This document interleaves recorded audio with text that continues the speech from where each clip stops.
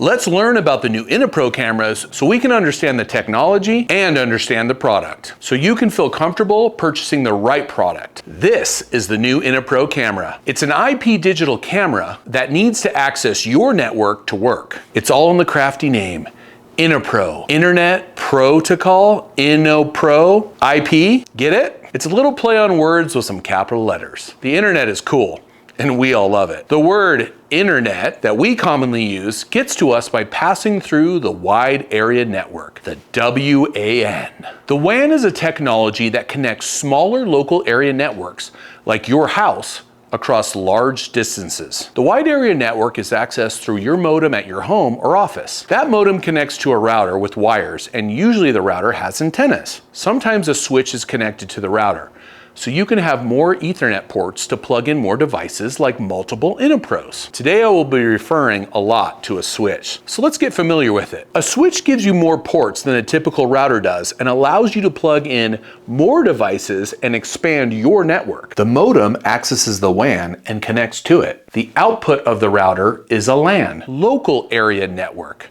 That's the network you use every day. That's the really cool part, because when it works, it sends out a magical signal into the air that our phones and computers connect to. When you enter the correct password, what's my password? This is the stuff most of us already know and take for granted every single day. Yes, this video is over. Where's the beer? Not so fast. We're here to talk about how the InnoPro camera connects to a network, so you can see what an InnoPro sees on a screen that's in front of you. These InnoPro cameras are as tough as an ad cam, but are really different because they are an IP digital camera, and we need to make sure you understand how they work. The InnoPro cameras cannot connect by themselves to your network. There's no internal antenna in here like a phone. Okay, so what do they need to connect? First and foremost, they need the correct power voltage supply and the correct cable, and they need to be hooked up to a router or a switch so that the camera can talk to your network. And that network can connect to a device that understands what the InnoPro is trying to show you. Let's see what's in the box.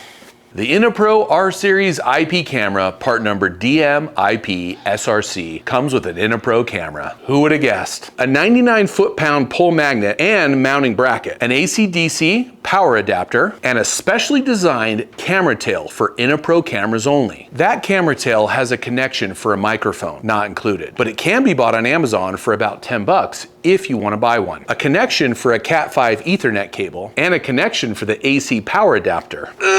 Got it! On the other side of this camera pigtail is a 12-pin connector called an M12 that will plug into the back of the new InnoPro camera. Power supply. Just like all our cameras at Dakota Micro, they need a 12-volt power supply to work. If you hook up the wrong power supply to this camera, chances are you're gonna blow this camera up. It might smoke, it might sizzle, it might explode. The only thing I know for sure, it ain't gonna work. And there goes 500 bucks right down the toilet. Let me repeat that. The wrong power supply will destroy this camera. Now for power supply, part 2. I don't know why I did this. This is weird. This is the one that really screws people up. So wake up, pay attention. If you've missed all the other stuff that I've said so far in this video, this next part is what you need to listen to and pay attention to. Power over Ethernet. Ethernet cable and power supply, commonly called PoE, is a weird world on YouTube, and you can easily watch the wrong information. Trust me, I did, so you don't have to. There are 2 types of power over Ethernet devices: active